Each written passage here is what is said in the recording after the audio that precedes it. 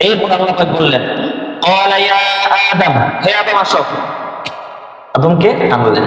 এবার বলতেছে ফেরেশতা, জিন্নাত সবাই উপস্থিত ভরা মজলিসের মধ্যে, বলতেছে আনবিউহুম বিআসমাইহিম, হে আদম, এই যে ফেরেশতারা যেগুলো নাম বলতে পারলো না, অপারগ অক্ষম হয়ে গেল, এবার তুমি এগুলো নাম এক এক করে বলে দাও। সুবহানাল্লাহ। এক এক করে এগুলো নাম কি বলে দাও। ফালাম্মা আনবাআহুম বিআসমাইহিম, অতঃপর আদম আলাইহিস সালাতু ওয়াস সালাম প্রত্যেকটা জিনিসের নাম ধরে ধরে ডাকলেন, নাম উল্লেখ করে দিলেন, যেটা লাইট, এটা বাতি, এটা ফ্যান, এটা পাতিল, এটা চামচ, এটা চুলা, এটা লাঠি, এটা দ্বারা মানুষকে মারে, এটা চুলা, এটার মধ্যে রান্না করে, সবগুলো বিস্তারিত বিবরণ আদম আলাইহিস সালাতু ওয়াস সালাম ফেরেশতাদের সামনে আল্লাহ পাককে শোনায় দিলেন। সুবহান। আচ্ছা, তো যখন বলে দিল, এবার আল্লাহ পাক বলতেছে, ও ফেরেশতারা, দেখেন আল্লাহ পাক বলতেছে, ক্বালা আলাম আকুল লাকুম ইন্নী আ'লামু গায়বাস সামাওয়াতি ওয়াল আরদ, ক্বালা আলাম আকুল লাকুম ইন্নী আ'লামু গায়বাস সামাওয়াতি ওয়াল আরদ। ও ফেরেশতারা, আমি কি তোমাদেরকে বলি নাই যে আমি আসমান এবং জমিনের সমস্ত অদৃশ্যের সংবাদ কে জানেন? আল্লাহ। এই যে তোমরা যে মনে মনে দাবি করেছিলা যে তোমরাই নাকি প্রতিনিধি হইবা, হ্যাঁ বন্ধ করে দেন এটা, এটা রমজানের আগে ঠিক করে তো হবে। তো বলতেছে তোমরা যদি দুনিয়ার প্রতিনিধি হও, যদি এই দাবি যদি তোমরা করো, তাহলে দুনিয়াতে গেলে মানুষ সংসারাদি করবে, ব্যবসা বাণিজ্য করবে, খেতি খামার করবে, এগুলো নাম জানতে হবে, এগুলো ব্যবহার নিয়ম জানতে হবে, তোমরা তো এগুলো জানো না। দুনিয়াতে গেলে তোমার আলু চাষ করতে হবে, কোনটা আলু কিভাবে লাগায়, কি করে না করে, এগুলো তো তোমার জানতে হবে, কিন্তু তোমরা তো এটা জানো না। এগুলো জানেন কে? আদম। কে জানে? আদম জানে। দুনিয়াতে যাইবা, তোমার তো এই 2024 সালে এসে তোমার স্মার্টফোন ইউজ করতে হবে, কারণ তুমি তো এটার নামও বলতে পারলা না, তাহলে তুমি কেমনে প্রতিনিধিত্ব করবা? জানতে হবে না? তুমি তো এগুলো কিছুই জানো না, কিন্তু এগুলো তো জানে কে? আদম। সুতরাং তোমরা তোমাদের দাবির পক্ষে তোমরা এখন উপযুক্ত না, এই কারণে তোমরা উপযুক্ত না, জিন্নাতরা উপযুক্ত না, এই কারণে এটার উপযুক্ত যেহেতু আদম, এই কারণে আমি দুনিয়ার মধ্যে সবচাইতে শ্রেষ্ঠত্ব, তোমাদের চাইতো, নূরের চাইতো শ্রেষ্ঠত্ব, আগুনের চাইতো শ্রেষ্ঠত্ব আমি কাকে দিয়েছি? আদমকে। সুবহানাল্লাহ। আদম আলাইহিস সালাতু ওয়াস সালাম এবার জান্নাতের মধ্যে থাকতে চাইলেন। আল্লাহ বলেন, ক্বালা ইয়া আদম উসকুন আনতা ওয়া যাওজুকাল জান্নাহ, হে আদম, তুমি এবং তোমার স্ত্রী হাওয়াকে নিয়ে তুমি জান্নাতের মধ্যে বসবাস করতে থাকো। সুবহানাল্লাহ। ওয়াকুলা মিনহা রাগাদান হাইসু শি'তুমা, এবার জান্নাতের মধ্যে থেকে তোমরা যা যা দেখবা, অফুরন্ত নিয়ামত আমি তোমাদের জন্য সেখানে সাজিয়ে রেখেছি, তোমরা খাইবা, যা ইচ্ছা মন চায় সেখান থেকে সব কিছু খাইবা, কোনো কি নাই, বাধা নিষেধ নাই, যা মন চায় সকাল সন্ধ্যা যা খাবে, কোনো হিসেবও নাই। তবে হ্যাঁ, ওয়ালা তাকরাবা হাযিস শাজারা, ওই যে দূরে একটা গাছ দেখতে পাচ্ছ, এই গাছের ফল খাইবা তো দূরের কথা, তাকরাবা দ্বিবচন শব্দ আছে এখানে, তুমি এবং তোমার স্ত্রী উভয়ে মিলে এই জান্নাতের ধারে কাছেও যাইবা, ওই যে গাছটার ধারে কাছেও যাইবা, সব খাইবা। এরপর ইতিহাস আপনারা জানেন, ফাআযাল্লাহুমা শাইতানু আনহা, ইবলিশ, মিস্টার ইবলিশ আইসা এই আদম আলাইহিস সালাতু ওয়াস সালামকে ওয়াসওয়াসা দিলেন, এবং আল্লাহ পাক যে তাকে এই আদেশটা করেছিল যে তুমি ওই গাছের কোনাও যাইবা না, কাছাকাছিও যাইবা না, এই আদেশের কথাটা আদম আলাইহিস সালাতু ওয়াস সালামের মন থেকে ভুলাই ফেলছে ইবলিশে। এখানে অনেকে তর্জমা করে যে আদম ভুল করেছে, ভুলে খাইছে, না, ভুলে খায় না, এই বিষয়টা ভুলে না। ফানাসিয়া আদম, অন্য জায়গায় সূরা তাহার মধ্যে আছে ফানাসিয়া আদম, আদম ভুলে গিয়েছিল, ভুল করে নাই।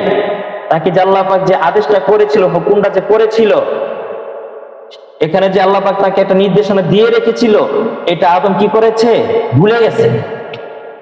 এই যে সামনে রমজান আসতেছে, আমরা অনেকে সেহরি খাবো, আবার দেখা যায় 10টা 11টা 12টা বাজে কাজ থেকে আসা বাড়িতে ফিরে অনেকে আবার পানি পান করে ফেলে, করে কি করি না?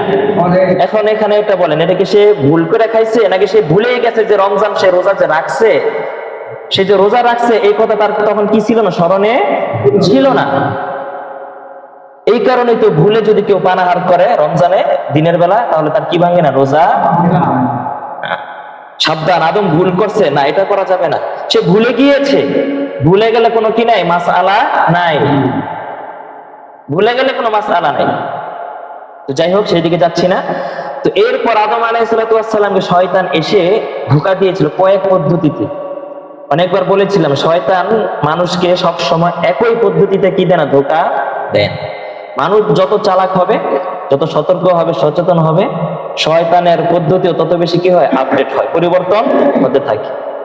এক পদ্ধতিতে শয়তান কখনোই মানুষকে কি দিবে না, ধোঁকা দিবে না।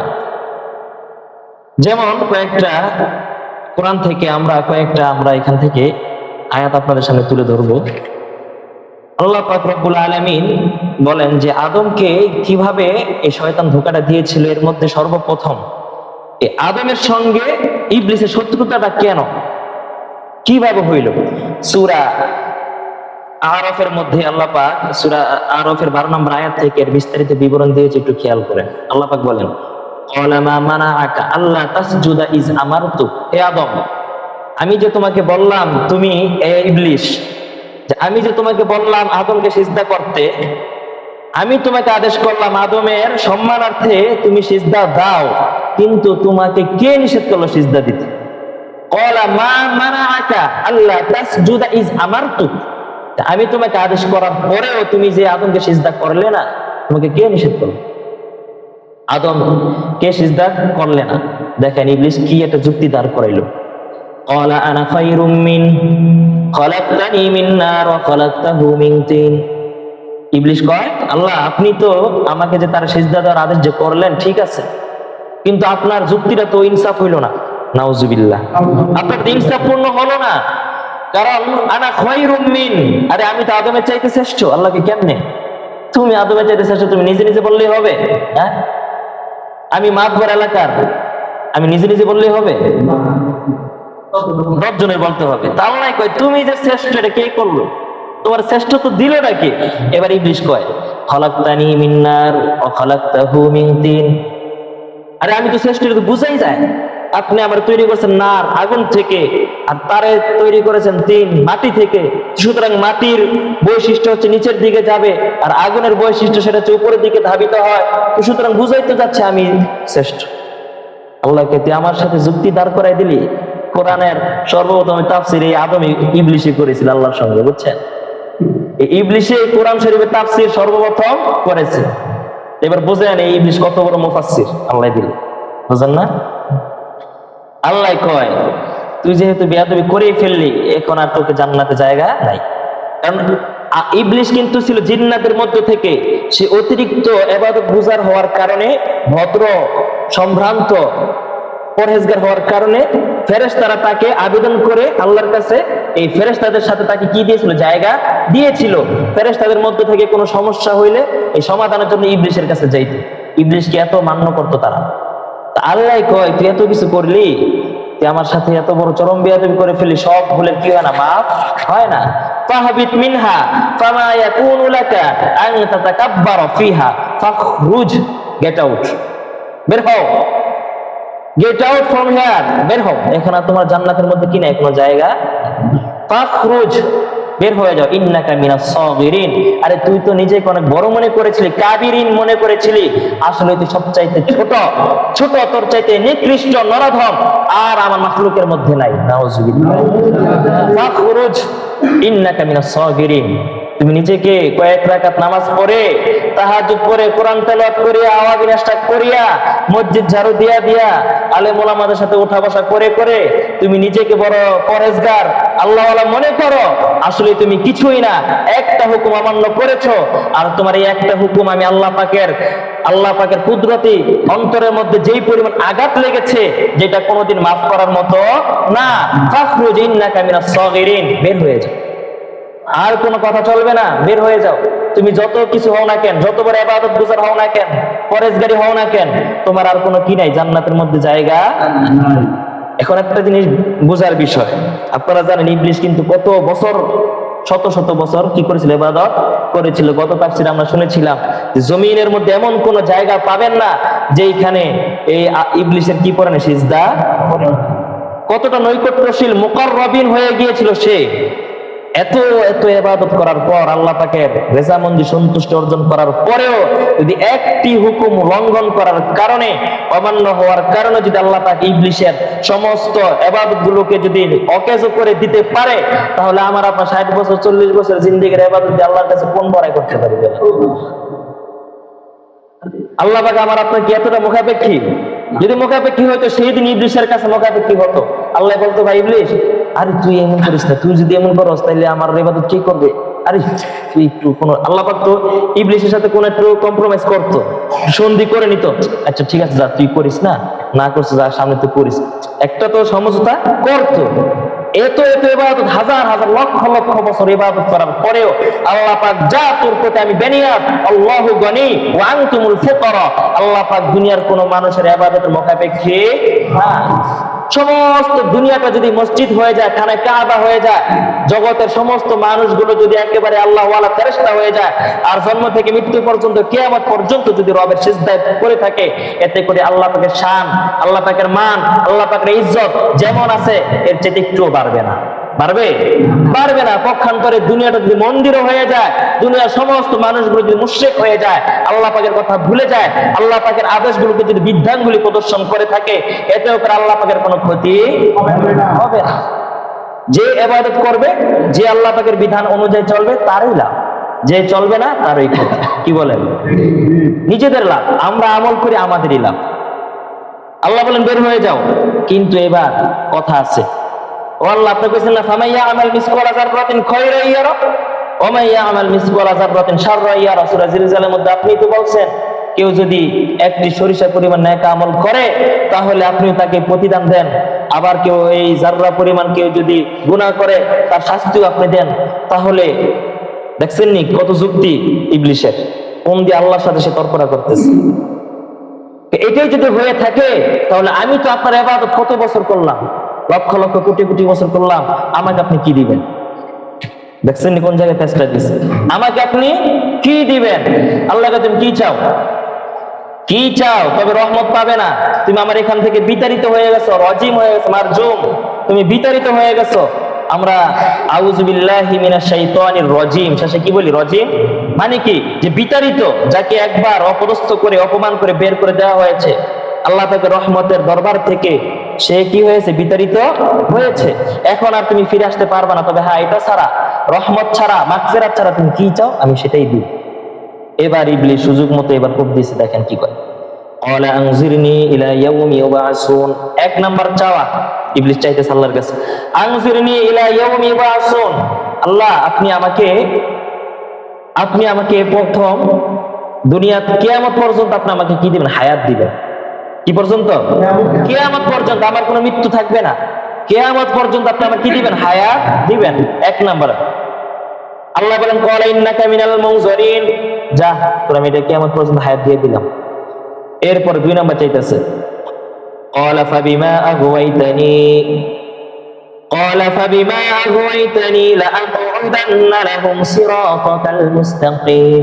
আমাকে এমন শক্তি দিন, আমি যেন এই যে যাদের কারণে আমি আজকে বিতাড়িত হলাম, যে আদমের কারণে আজকে আমি লাঞ্ছিত হলাম, রহমত থেকে বিতাড়িত হয়ে গেলাম, সে আদমকে ধোঁকা দেওয়ার জন্য আমি যেন প্রতিটা মানুষের, প্রতিটা বনি আদমের তার শরীরের ভিতরে, দেহের ভিতরে, রগের ভিতরে, রগ রেশা রেশা যেন আমি ঢুকে ঢুকে তাদেরকে যেন ধোঁকা দিতে পারি, এই ক্ষমতা আপনি আমাকে দিবেন। কত বড় পাওয়ার! আমি বনি আদমকে ধোঁকা দেওয়ার জন্য লাআকউদান্না লাহুম সিরাতাকাল মুস্তাকিম, তারা জান্নাতে যাওয়ার যে সিরাতে মুস্তাকিম পথ রয়েছে, এই পথে যেন তারা হাঁটতে না পারে, সিরাতে মুস্তাকিমের পথে যেন তারা অবিচল থাকতে না পারে। আর আমি তাদেরকে লাআগওয়ান্নাহুম, যে আমি তাদেরকে লাআগবিয়াতানি ফাবিমা আগওয়াইতানি, যাদের কারণে আমি আজকে পথভ্রষ্ট হইলাম, এদেরকে আমি সিরাতে মুস্তাকিম থেকে পথভ্রষ্ট করে ছাড়ব। নাউজুবিল্লাহ। আমাকে আপনি সুযোগ দিন, আমি তাদের একেবারে মস্তিষ্কে যেন ঢুকে যেতে পারি, এরকম সূক্ষ্ম আপনি আমাকে শক্তি দান করুন। আল্লাহ কয়, যা দিলাম তোরে, আমি এটাও দিয়ে দিলাম। এরপরে সুম্মা লাআতিয়ান্নাহুম মিন বাইনি আইদিহিম ওয়া মিন খালফিহিম ওয়া আন আইমানিহিম ওয়া আন শামাইলিহিম ওয়া লা তাজিদু আকসারাহুম শাকিরিন। আমাকে আরো শক্তি দিন যে আমি যেন এই বনি আদমের ডান থেকে, বাম থেকে, এবং তার সামনে এবং পিছন থেকে, মিন বাইনি আইদিহিম ওয়া মিন খালফিহিম, আইদিহিম মানে সামনে, খালফি মানে পিছনে, ওয়া আন আইমানিহিম ডানে, ওয়া আন শিমালিহিম বামে, তার চতুর্দিক থেকে আমি যেন বনি আদমকে যেন ধোঁকার দিকে ডাকতে পারি, গানের দিকে, নাফরমানির দিকে, আল্লাহর বিধান থেকে তারা যেন চতুর্দিক থেকে যেন তারা গ্রাস করতে পারি, আপনি আমাকে সেই শক্তি দিন। আল্লাহকে যেটাও দিন। ওয়ালা তাজিদু আকসারাহুম শাকিরিন, হ্যাঁ আপনি আমাকে এগুলো যদি দেন তাহলে আমি বনি আদমকে এমন ধোঁকা দিব, এমন গুমরাহিতে নিয়ে যাব, ওরে এমন দুনিয়ার চাকচিক্য রং তামাশা আমি এমন ভাবে ওকে আমি বেকুল করে রাখবো। ওয়ালা তাজিদু আকসারাহুম শাকিরিন, আপনি এদের অধিকাংশকেই আপনি আপনার হুকুম মতে পাবেন না, আপনার কৃতজ্ঞশীল বান্দা হিসেবে আপনি এদেরকে পাবেন না। এই বক্তব্য কে দিচ্ছে? ইবলিশ। কার সাথে? ইবলিশে দিচ্ছে। আল্লাহর সাথে কেমন তুমুল ঝগড়া সে শুরু করে দিচ্ছে। আপনি যাদের কারণে আপনি আমাকে আজকে এই যে অপদস্থ করলেন, আমি দেখে ছাড়বো তারা কিভাবে জান্নাতে যায়, কিভাবে তারা জান্নাতে যায়। এই কারণে আমি তো আপনার থেকে তো শক্তি নিয়ে নিলাম, চারদিক থেকে, ডান বাম সামনে পিছন চারদিক থেকে আমি বনি আদমকে কি দিব? ধোঁকা দিব। মানুষ কয় ভুল নাকি মানুষের, শয়তানের নাকি ভুল নাই। আমরা বলি না একটা কথা, শয়তানের ভুল নাই, আর শয়তানের আরো বড় ভুল। শয়তানে বড় ভুলটা করছে এই জায়গায়, এই জায়গায় এখানে ভুলটা করছে। সে আল্লাহর কাছে তো সবকিছু চাই নিতেছে, আল্লাহ বলছে যা চাই চাই দিব, এখন তার চাওয়ার পালা। সে চাইতে চাইতে ভালোই চাইছে, কিন্তু শেষ পর্যন্ত এখানে সে একটা সীমাবদ্ধতা হসর কায়েম করছে। সেটা কি? ডান বাম সামনে পিছনে চারদিক থেকে আমি কি দিব? ঘেরাও করবো।